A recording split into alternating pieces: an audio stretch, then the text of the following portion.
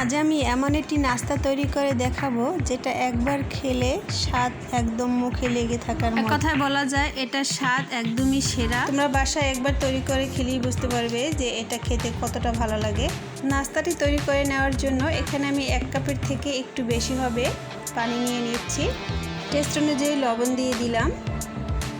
আর এখানে আমি 1.5 কাপের মতো ময়দা নিয়ে নিচ্ছি। আর এ পর্যায়ে আমি চুলার আঁচটা একদমই লোতে রেখে তারপর ময়দাটাকে আমি সিদ্ধ করে নিব। তবে অনেক বেশি সিদ্ধ করব না, জাস্ট 1 মিনিট সিদ্ধ করে নিলেই হয়ে যাবে। তারপরে আমি চুলা থেকে নামিয়ে নিব। আমার এখানে ময়দাটা সিদ্ধ করা হয়ে গেছে, এখন আমি চুলা থেকে নামিয়ে নিচ্ছি।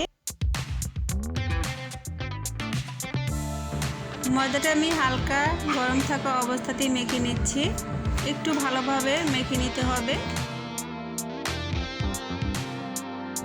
ময়দাটা ভালোভাবে মেখে নেওয়ার পরে আমি এখানে লেচি তৈরি করে দিলাম। অন্যদিকে চুলার উপরে একটি পাত্র বসিয়ে তার ভিতরে 1/3 কাপ পরিমাণে সরিষার তেল দিয়ে দিচ্ছি, অর্থাৎ 1 কাপের 3 ভাগের 1 ভাগ সরিষার তেল দিয়েছি। এখানে 3টি মিডিয়াম সাইজের পেঁয়াজ কুচি করে নেওয়া হয়েছে। পেঁয়াজটাকে আমি এখন গোল্ডেন ব্রাউন কালার করে ভেজে নিচ্ছি।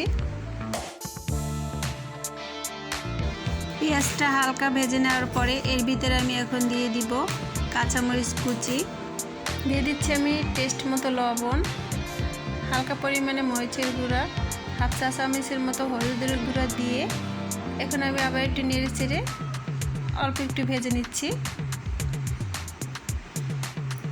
আমি এখানে 3টি ডিম নিয়েছি। বন্ধুরা, তোমরা তোমাদের অনুযায়ী ডিমটা নিবে। তোমরা যদি নাস্তাটা বাড়িয়ে তৈরি করতে চাও তাহলে ডিমটা বাড়িয়ে নিবে, আর কমিয়ে চাইলে তোমরা 1টি অথবা 2টি ডিম দিয়েও নাস্তাটি তৈরি করে নিতে পারো। ডিমটা দেওয়ার পরে খুব ভালোভাবে নেড়ে চেড়ে তারপর ডিমটাকে ভেজে নিতে হবে।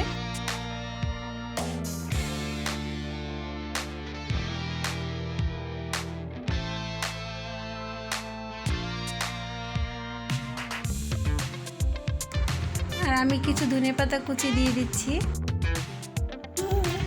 ধনেপাতা কুচিটা দেওয়ার পরে আমি বেশিক্ষণ ভাজবো না, একটু হালকা নেড়ে চেড়ে তারপরে চুলা থেকে নামিয়ে নিব।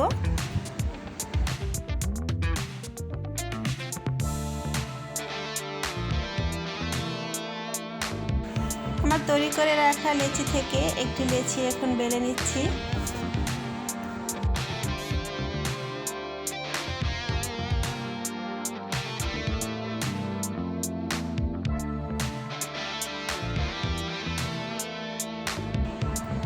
আমরা সবসময় যে রুটি বেলে থাকি ঠিক তেমনি আমি বেলে নিব, অনেক বেশি পাতলা করব না।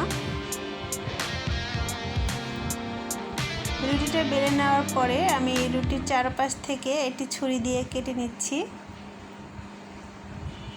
সমান করে কেটে নিব।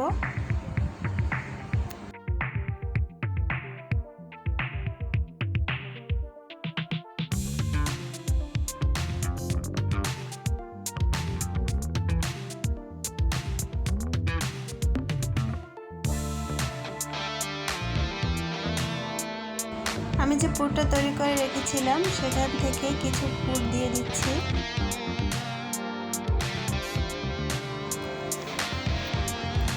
এখন আমি রুটি থেকে ভাঁজ দিয়ে নিব। তোমরা একটু ভালোভাবে লক্ষ্য করলেই বুঝতে পারবে। এরপরে নাস্তাটার মাথা আমি এভাবে চেপে দিচ্ছি যাতে নাস্তার ভিতরের পুরটা বের না হয়ে যায়। আর আমি একটি কাঁটা চামচ দিয়ে একটু হালকা ডিজাইন করে নিচ্ছি। তোমরা চাইলে ডিজাইন করতেও পারো, না করলেও হবে।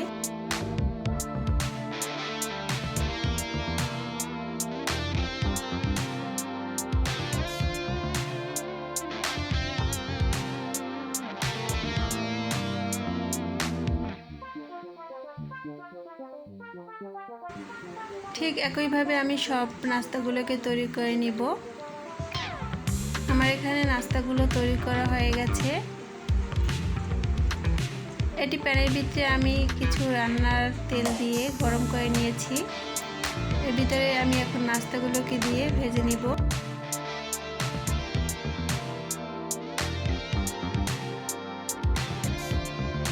নাস্তাগুলো ভেজে নেওয়ার সময় অনেকটাই ফুলে উঠবে।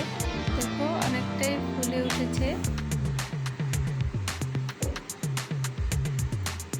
আমার এখানে নাস্তাগুলো প্রায় ভাজা হয়ে গেছে। বন্ধুরা, আজকের ভিডিওটি তোমাদের কাছে কেমন লাগলো অবশ্যই কমেন্ট করে জানিও। আর যদি তোমাদের কাছে ভালো লেগে থাকে তাহলে আমার ভিডিওতে লাইক দিয়ে চ্যানেলটি সাবস্ক্রাইব করে রেখো। আমার ভিডিওটি তোমরা বেশি বেশি শেয়ার দিয়ে দিও। পাশে থেকে বেল বাটনটি অন করে রেখো। সবাই ভালো থেকো, সুস্থ থেকো। সবাইকে আসসালামু আলাইকুম, আল্লাহ হাফিজ।